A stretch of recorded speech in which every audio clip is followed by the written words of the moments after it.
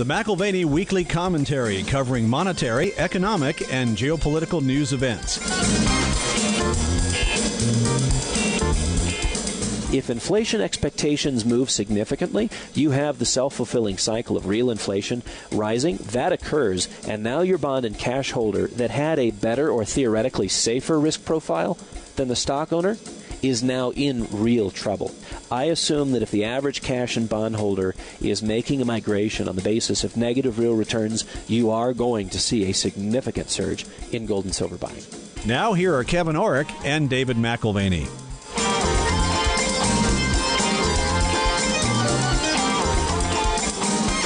Welcome to the McAlvany Weekly Commentary. I'm Kevin Orrick along with David McAlvany. David, lest we sound like we're just perma-bulls on gold and always saying, well, tomorrow it's going up, the next day it's going up.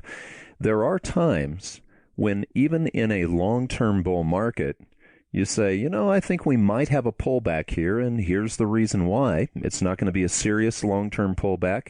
But, you've brought up the commercial shorts and the commercial long contracts. And a few months ago, you pointed out that the commercial long contracts were extremely high for their habits, which turned out to be a very nice positive indicator for a nice move that we've had. Now they're short. Now the commercials are hesitant on a further move up, at least for now. Well, and just to clarify, I don't know that they're hesitant on a further move up, but these are folks who are in the business of operating with gold all the time. Some of them are miners, in fact, where, the difference between 1,050 and 1,300 is pretty significant. And if you can lock in $200 or $300 of profit per ounce now versus what you had in December, you will do that. Mm-hmm. And on future production, if it happens to be at $1,400 an ounce or $1,500 an ounce, you might even hedge some of that production as well. So putting on a hedge is the same thing as shorting the market, and what it does is it establishes your price. You're bringing product to the market,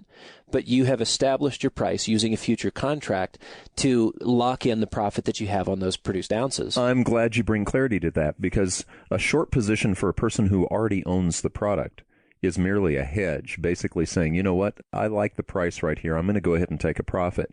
For the guy who goes out and does what they call a naked short, that's not what we're talking about here, right? The commercials are not taking naked shorts. They own gold. They have it in the ground, above the ground. They have it at the refiner. Right. They're just locking it on. Well, and we'll have more data this week. We don't have it yet, but going back to April numbers, the COT, or Commitment of Traders report, has changed pretty significantly since the beginning of the year. The last time we discussed this, as you mentioned, the nature of commercial gold producers is very interesting, and we've seen a shift in the numbers from very low short gold positions to pretty high short gold positions at the current time. So commercials are about 70% short out of their total of long and short contracts, and you might see that number get as high as 85, 88. Rarely does it get any higher than that, but they can increase their short position. And I think the increase in shorts has been very quick and very heavy as gold has moved from 1,050 to 1,300. But again, it reflects those producers in the marketplace who want to keep making $100, $200, $300, $350 more than they would have made otherwise. Okay, so for the person who is adding to a position, now the reason I bring this up is because for the person who doesn't have any gold or silver, shame on you. You should be buying, forget about short positions, forget about price. It's a hedge against the dollar. But for the person who's looking at this market going, you know what, I've owned gold for years, I'd like to add a little bit more, or silver, it might be worth getting the liquidity ready and waiting for a little bit of a pullback here, just in case those short positions are paying off on the other side and jumping in. Well, I think just to add to that, not only is gold a hedge against the dollar, it's also a hedge against central bank insanity and political malfeasance. So you can look at it as a hedge or an insurance policy against a variety of things, and the dollar may be the tip of the iceberg. Arguably, over the next 3 to 4 weeks, the short positions we've been describing, I think they will increase. And they may, and if they should, exceed 80% of open interest. it'll not only signal, but it'll likely trigger a correction in the price of gold. And that's okay. After we've seen a 20% move in gold over a 4-month period, 28.5% move higher in silver in the same time frame. Silver's kind of the caboose following the engine. It finally came around the corner. It was underperforming, and then finally caught up, which is a very good signal long-term that silver participated in this move. But it would be normal to digest those kinds of gains, 20 to 30% gains in a short period of time. And yes, we will see a variety of more short-term investors or traders sell out and capture their gains. Miners are in the same category, your precious metals miners. If you look at the HUI index, the HUI index, the gold bugs index, it's moved from 110 to 228. The XAU, which is another gold share index, has moved from 45 to 90. They've both better than doubled in the last 4 months. Right. So 4 months and 100% later, a correction would be normal. But trust you me, the big moves are still ahead of us. Well, and this brings up a good point, because I had mentioned if you're thinking of adding to a position. Now, sometimes people try to play the market where they subtract from a position. And I remember listening to Jim Deeds a couple of weeks ago. He was laughing at his own mistake. He had made quite a bit of money on the gold move back in the early 70s. But he actually cut himself short by about 5-fold because he sold too early. So for the person who's looking at this as a long-term cycle that's saying, the central banking is not working, this monetary policy is not working, it's not wise to sell out and try to time these downturns, is it? It's worth adding, but not subtracting. Right. I tend to think, if you were sort of back of the napkin figuring how to plan where you put dollars as they come in and as you save them, I tend to think in terms of sort of 4 buckets. Right. Some of what I earn and save goes into cash. Some of it goes into gold and silver. Some of it goes into real estate. Some of it goes into stocks and bonds. Mm-hmm. And those 4 buckets, if you will, are just something that I intend to fill. Now, what is the size, scale, and scope of those buckets? When I think of gold and silver, I do have a lifetime goal.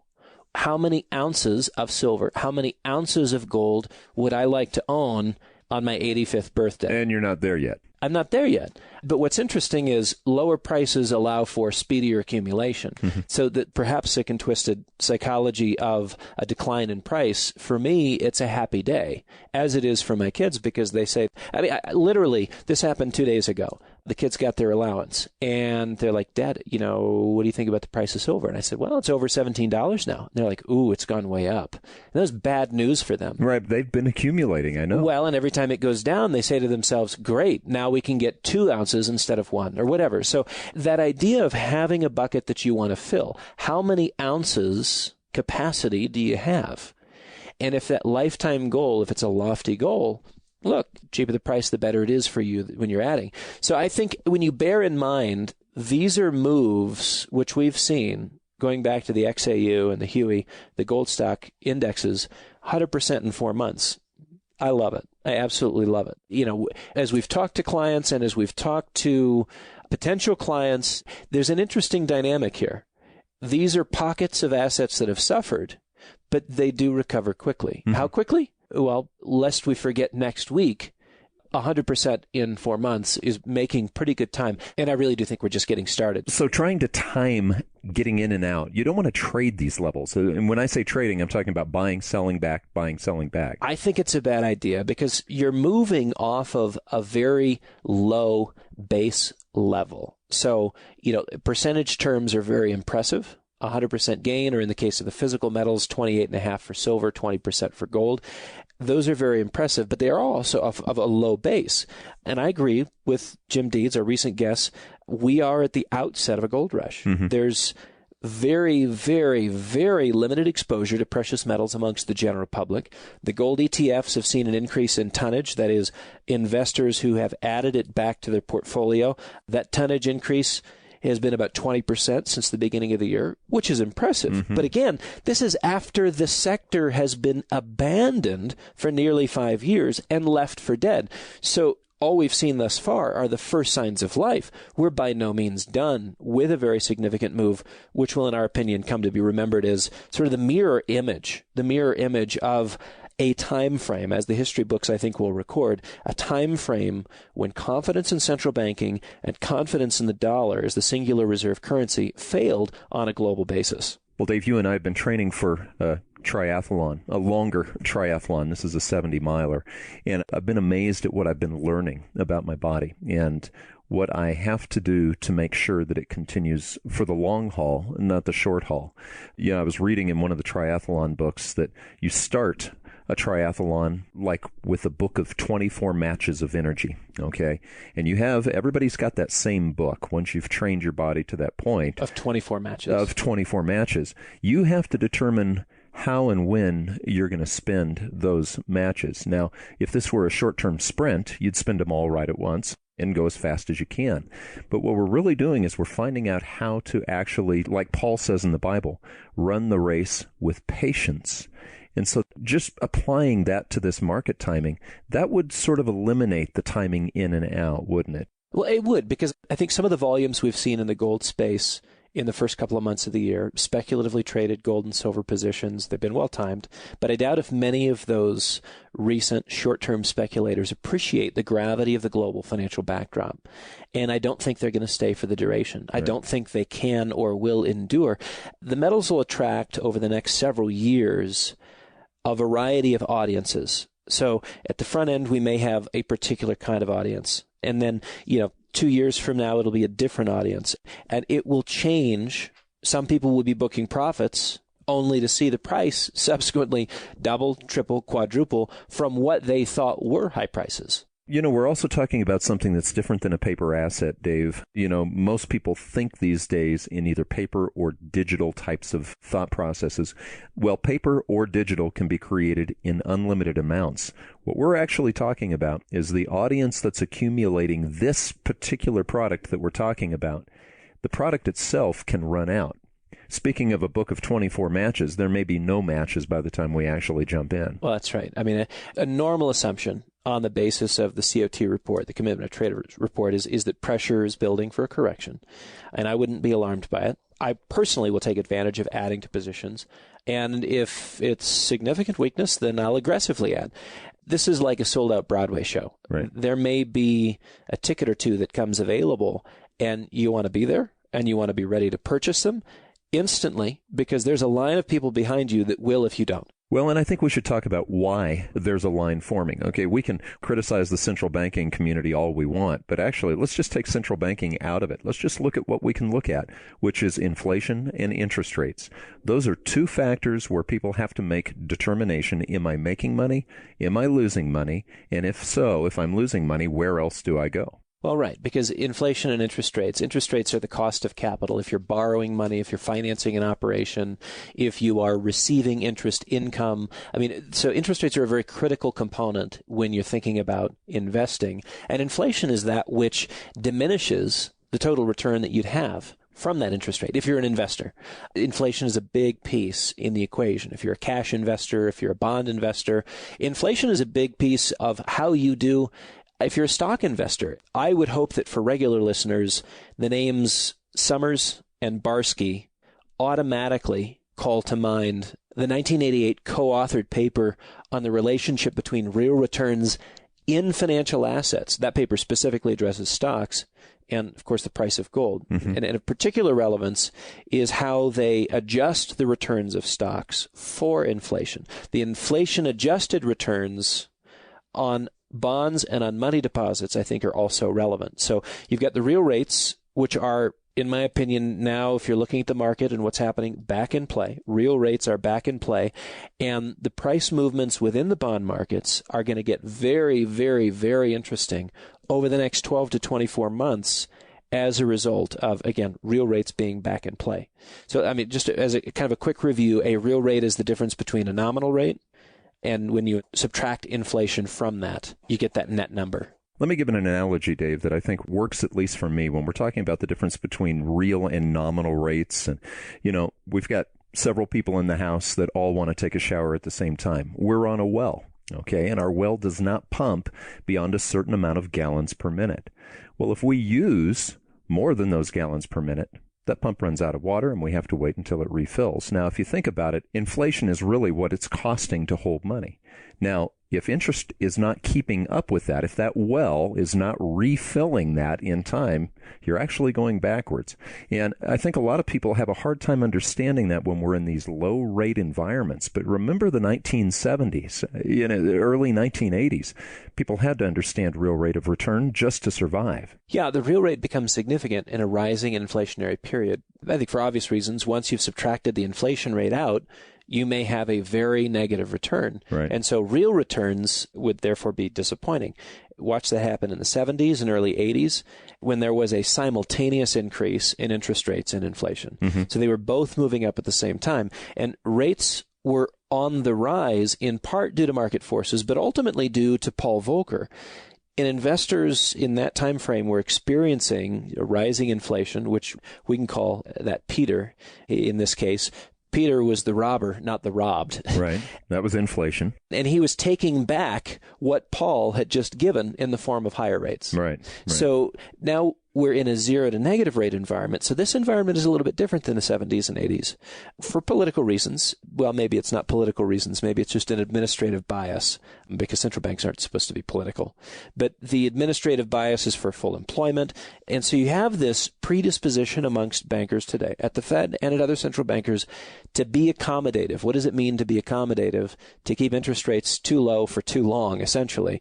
And their monetary policy is evident of that right now. So you have Peter, again, Mr. Inflation, who's knocking on the door, but Paul's not home. Paul's not home. And I think this is going to create a very interesting environment as we head into the next administration. Inflation is beginning to creep up, but interest rates are being held low. Consider what was happening in the 70s again, because go back and picture, if you will, inflation increasing and interest rates following, but there's a gap between them. Mm-hmm. And it was only when Volcker got the interest rate above the rate of inflation that he was able to push it back down again. So he was chasing, and the gap between the two ultimately closed. He got interest rates above and brought it back down. Right now we've got the same gap, which is intriguing, but we don't have the will of the central bank community to raise rates, not in earnest. Here's what we do have. We have inflation increasing. We have the Fed not able to raise rates. Bingo. But perception is that they want to. In other words, Yellen is speaking the speak. Who was it? It was Bernanke, wasn't it, that said that almost all monetary policy right now is verbal? That's right. Wasn't that what he said back in 2012? Yep. So verbally, Yellen is actually trying to talk rates up without actually having to do it. So play the scenario out in your mind. It's a little thought experiment. Rates are at or near zero, below zero, depending on your geography. So that's number one. Number two, you have central banks that are well behind the curve on increasing rates. If you look at the Taylor rule, John Taylor was a guest on the program a few years ago, and he would now, following the Taylor rule, argue that interest rates should be at least 250 basis points higher. That's 2.5% higher Than the current Fed funds level here in the United States. And though the Fed, as you say, occasionally talks like a hawk, what they're really doing is Yellenizing like doves. And yes, to Yellenize is synonymous with acting like a dove, for those who are wondering. Isn't it fun creating new words? Yeah, and a dove doesn't want to raise interest rates. It wants to loosen policy. That's right. So that's number two. Number three, any increase in inflation, which is already beginning to occur, matched with an unwillingness to raise rates, is going to drive a larger gap between the nominal and the real rate. Mm-hmm. Okay. And that brings us to number four. The more negative the real rate is, the less likely investors are to be inspired by the status quo. Which means they hit the exit from the status quo. That's exactly right. So how does money migrate in a low to negative real rate environment? The Summers-Barsky thesis deals with a low to negative real rate of environment in stocks, but I think there's something that we can borrow here. This brings us back to Gibson's paradox in the Summers-Barsky thesis. It deals with a shift in investor preference when equities are giving you low to negative real returns. Mm-hmm. I just wonder, are bonds and cash deposits any different? In some ways, they are different because you've got the perception of risk being much lower right, with bonds and cash, right? Whereas in the case of equities, you've got higher market risk, which you just can't justify if returns are low or if returns are negative. And if in real terms they're negative, the choice, look, move to golden pastures instead of greener pastures, move to golden pastures. In the case of cash deposits and bonds, I think the same dynamic exists. Yeah, I don't know what the magic point is where a little bit of negative seems to be fine. We're seeing that in Europe. We're seeing that, okay, so I'm losing 1/4 of a point on my money, let's say.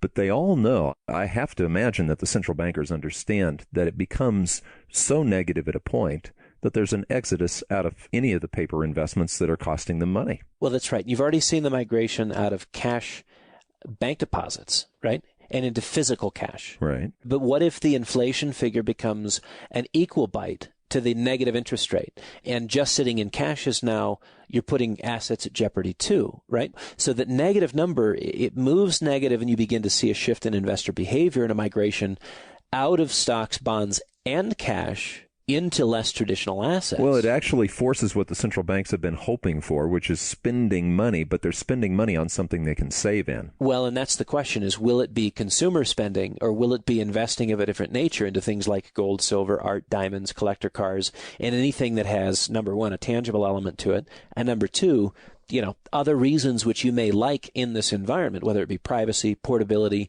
or in the case of an automobile, enjoyability. Right. So back to that thought experiment.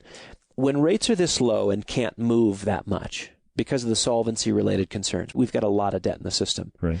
Inflation expectations can move much more. Again, so rates cannot move much, but inflation expectations and inflation itself can move quite a bit, which becomes very critical for bonds and for currency holders. Because if inflation expectations move significantly, you have the self-fulfilling cycle of real inflation rising. That occurs, and now your bond and cash holder that had a better or theoretically safer risk profile than the stock owner is now in real trouble. Right. And so, yes, I assume that if the average cash and bond holder is making a migration on the basis of negative real returns, you are going to see a significant surge in gold and silver bonds. Which brings us back to the 1970s. This is what Jim Deeds was talking about a couple of weeks ago. Now, okay, that's exactly what happened. Inflation started increasing. Interest did not keep up with it. There was a move to gold and silver, and of course it was the most substantial move that we had had in American history on a move up in gold. And we seem to be having that same kind of thing forming at this point. Yeah, that's a good recap. A combination of rising rates, rising inflation. It wasn't until the early 80s that rates got ahead of inflation, tipped the scales of inflation expectations back to lower numbers. In other words, Volcker finally broke the back of inflation with radically higher rates. Now we have low rates and inflation that's creeping higher, creating the same issue of negative real returns. And as that is exaggerated by higher rates of inflation, even small increases in the inflation rate are going to have a big impact in the marketplace. Again, we're dealing with the expectations of higher inflation. We're dealing with the concerns of investors that have emphasized cash and bonds as a safe asset class. I don't know if anybody even remembers this, but U.S. bonds many moons ago used to be called certificates of confiscation. Right. For this reason, because you're stuck in an asset that you can't get rid of, but inflation is eating your lunch while you're sitting there, so your real rate of return is so deeply negative and ugly that they used to call U.S. bonds certificates of confiscation. So when we get to that negative rate environment where cash and bonds are suffering, and those cash holders and bond holders are reevaluating why they own what they own, are we going to see a massive shift in investor preference? I think so. Well, and there's wishful thinking, of course, coming out of Wall Street, where obviously they tell the people something different than they believe themselves. Goldman Sachs right now is saying, oh, yes, we're on track for 2, maybe 3 interest rate increases by the end of the year. You changed your accent, almost like you have a plum in your mouth. Oh, yes. How proper. So, yeah, they think 3 interest rates in the remainder of this year, and that's not exactly realistic. I mean, their assumption of a return to economic normalcy, they're basing it on massaged numbers. These are the kinds of numbers that Goldman has a history of creating for other countries. Do you remember when they helped get some of the peripheral European countries into the European Union by coming in and prettying up the pigs, so to say? Right. I mean, they literally did this, where they took official numbers, massaged them such that the EU was like, okay, yeah, now you fit our profile. They made Cyprus look like Germany. That was a lot of makeup. That's a lot of lipstick. That is a lot of lipstick. That's called red lighting it. So anyways, the confidence there, I think with Goldman, it rests on this sociological reality. Yes, government statisticians can tell a lie. Yes, they can tell it often enough. Yes, the people come to believe it. You run enough headlines and they all look the same. You know what you end up thinking? Exactly what the headlines have taught you. And there was a teaching process. It wasn't an accident. And I think that's important to recognize. Well, okay. And so let's contrast this and say, okay, now why couldn't they actually raise those interest rates? And I'm going to go back to Volcker's days. Back when Reagan first took office, there was $1 trillion in debt here in America. Okay, from George Washington all the way to Jimmy Carter, we built $1 trillion in debt. Now, that's a lot. That's a million. That's a lot of debt. But Volcker could still raise interest rates, and the outstanding debt didn't sink America because it was only, and I can't believe I'm saying this, but it was only $1 trillion.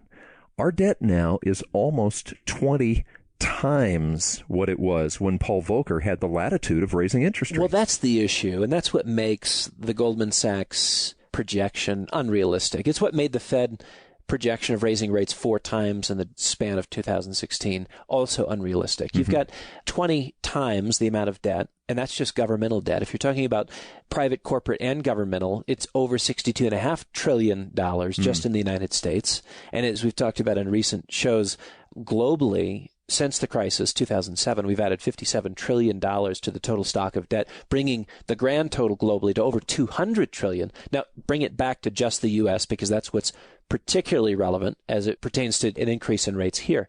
$62.5 trillion in debt is impacted by every 1, 2, 5, 10, 25 basis point increase in interest rates. So we're dealing with a couple things here. We've got the ability to roll over debt. Rolling it over, meaning refinancing it in the future, which that's a basic assumption in the debt markets. Rolling it over at higher numbers, higher interest rate numbers, simply increases the pressure for the debtor, whether that's the government, the corporation, or the individual, in terms of what it's going to take dollars out to service the debt. You're diminishing cash flow, which could be used for more productive purposes, and instead it's being siphoned off for increased debt service payments. The total amount of debt in the system seems to be the elephant in the room being utterly ignored.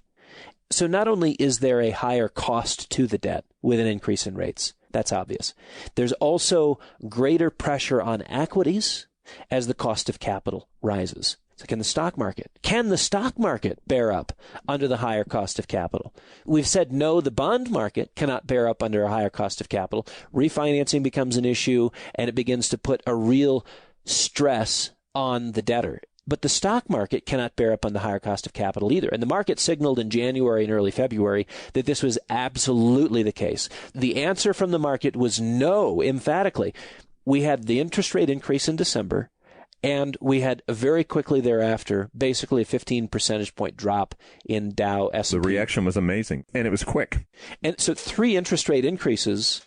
I mean, if this is what Goldman Sachs is serving up on a silver platter, I think next to their 3 interest rate increase served on a silver platter are the heads of equity and bond trade desks from around the world. And I don't know if that's what Goldman wants or not. Well, again, it's all perception manipulation. You know, consumer confidence has risen since 2009, but this is what's being reported by the government. What is consumer confidence? And it's risen. You know, the idea would be from Goldman Sachs, hey, you know, we're actually in a recovery right now. But when you ask the small businessman, when you actually take an independent survey, consumer confidence is dropping. It's a fascinating divergence. It seems like each week we can feature something that's not quite right.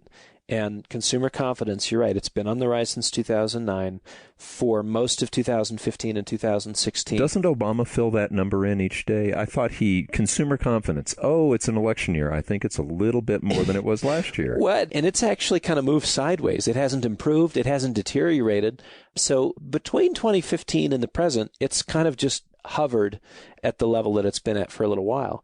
But if you compare consumer confidence with the NFIB, the National Federation of Independent Businesses, their optimism index, there is a disturbing divergence. The NFIB, it started moving lower in 2015 and is now moving lower in earnest. And the last time this divergence occurred, this is where consumers were still happy, but small businesses and owners of small businesses had growing concerns about the economy. Right.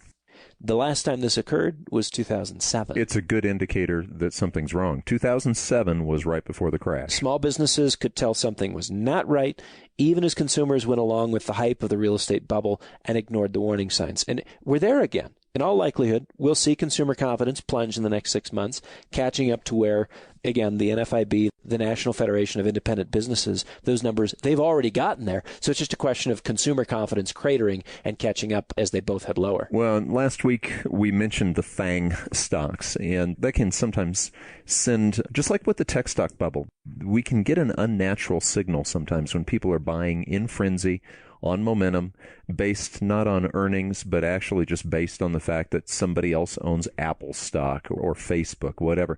So the FANG stocks, those have been the hot stocks, but we're really seeing a change right now. Take Apple for an example. Yeah, I hope we're not reading too much in and perhaps extrapolating from the Apple numbers to the broader markets, but the market took a $50 billion bite out of Apple last week, and that was because the quarterly revenues went negative. They went deeply negative. They went more negative. Well, they went negative for the first time since 2003, but compared to 2003, when they had a quarter where they were negative, this was a multiple in terms of on the downside. It was terrible. This quarter's numbers were ugly. And the relevance is that it is one of the most over-owned stocks on the planet. The fact that it has lost 25% of its market cap since its May 2015 peak, it's very relevant because it's owned by almost every mutual fund and every hedge fund, and it was the no-brainer stock. Right, everybody had to own it, an apple a day. That's right. I mean, even Carl Icahn, when you looked at his tweets and his different messages that he'd send out daily, half the time he was trying to pump the stock up because it was one of his largest holdings. Mm-hmm. And he's finally thrown in the towel. Well, why? I mean, there are company-specific issues, but there are consumer-related issues too. It's interesting to look at that which was the most popular stock on the planet now beginning to fade. Is it an indicator? Are we reading too much into Apple's numbers? Are we reading too much into the fact that it's 25% off the peak that it put in May of 2015? And that there are a variety of stocks that are not all that strong. Breadth actually has improved in the first 3 months of the year. Breadth has improved, and it'll be interesting to see as we head into the next quarter earnings. Yep, everyone's lowering expectations. Revenues have been on the decline. Sales have been on the decline. Expectations in many instances have been met only because they were lowered either days or weeks before the earnings were announced. And so it's just very interesting. Everyone's reaching the bar because the bar continues to lower and lower and lower. No one's looking at the earnings trajectory and saying, yeah, but earnings are down year on year. Yeah, but revenues are down year on year. Yeah, but sales are down year on year.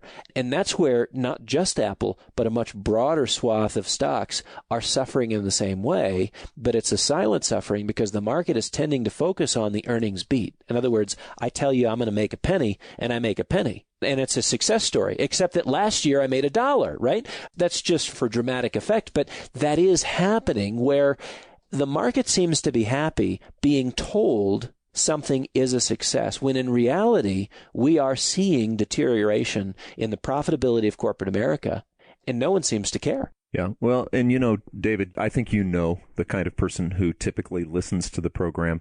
I really don't think that most of our listeners are fooled by what Goldman Sachs is saying, by what the markets are saying. I get a chance to read, and so do you, some of the comments that come in, and some of them, they're just amazingly intelligent comments, some great economic insight. These guys see through the mirror, and they see that there's something on the other side, okay?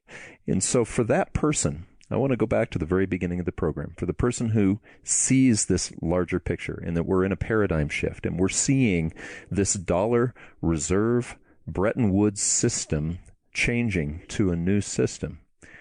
What do they do for now? I think it's real easy. Again, for me, if you want to be strategic, grab a piece of graph paper or the back of a napkin will do just fine. You've got buckets to fill up. And what do you want in your buckets? To be honest with you, my cash bucket's almost empty because I don't like anything Yellenized. Right. I don't like anything Yellenized, and particularly my cash deposits. So gold and silver probably has a higher emphasis for me than the cash bucket at some point. But your bucket goal, let's call it a bucket list, and I didn't mean to be punny on this, but let's face it. You said, how many ounces do I want to own by the time I'm 85? Let's call it the bucket. Your bucket list actually incorporates a specific amount of ounces of gold, a specific amount of ounces of silver, and you're teaching your kids the same thing. Well, right. And when it comes to real estate and stocks and bonds, it figures slightly differently. But what do I want the dividend income to be off of a stock portfolio? What do I want the coupon income to be off of a bond portfolio? What do I want the income from real estate to be when I'm 85 years old? Mm-hmm. And I can do the math on having X number of dollars in income from real estate and knowing that I have to have X number of dollars invested in real estate to generate it. So what are your needs? What are your expectations? Is it $10,000? Is it $100,000? Is it $3 million? I mean, what are your income priorities as you get to be 85? And then you're going to figure out how you want to organize your buckets. Now, the reality is I have more of an emphasis on gold and silver today because the majority of assets are overpriced. We've talked about that in terms of the cyclically adjusted price earnings ratio of the stock market, currently over 26. I think 26.4 was the recent high. And that's too expensive to be putting very much money into stocks, generally speaking. Why? Because statistically, that would imply that over the next 10 years, you're going to have a less than 1% rate of return per year, 1% per year. And you have to ask yourself, okay, so is the risk reward in balance? And it's not. Now, that doesn't mean it can't get in balance. It can get in balance, but it gets in balance when you have a price correction. Sure. If the PE was 8, 7, 6, 5, you'd probably be buying some stocks right now. I'd probably be coming out of some of the gold and silver and shifting it towards stocks. Right. If I could earn a decent rate of return on real estate, I'd be doing that. But I can't. You look at real estate in the Durango area, and rental income might be in the 5 to 6% range. Well, honestly, that doesn't give you much of an allowance for vacancies and the regular expenses, including taxes that you have to pay on real estate. Right. So it's not fat enough to justify itself yet. And yet I have the bucket. It's just earmarked and largely empty. So when the time comes to make some shifts, yes, I have very specific goals. And those goals relate to when I'm 85 years old and I'm clipping a bond coupon, getting dividend income from a stock, and waiting for mailbox money from a real estate property. So how does this play out? It plays out by putting something on the back of a napkin. It's not that complicated. These are long-term goals that you can make incremental steps forward towards. And I think the smartest thing to be doing right now is emphasizing gold, silver, cash. I've told you, I don't trust Yellen with my cash deposits, so perhaps I'm a bit biased there. But truly, if you were just to strike a balance between cash and gold and silver, the rest of those buckets are going to be more easily filled after a 2020 time frame when prices and value are coming to you and you're not chasing those markets. You've been listening to the McAlvany Weekly Commentary. I'm Kevin Orrick along with David McAlvany. You can find us at McAlvany.com. That's McAlvany.com. Or you can always give us a call at 800-525-9556. This has been the McAlvany Weekly Commentary. The views expressed should not be considered to be a solicitation or a recommendation for your investment portfolio. You should consult a professional financial advisor to assess your suitability for risk and investment. Join us again next week for a new edition of the McAlvany Weekly Commentary.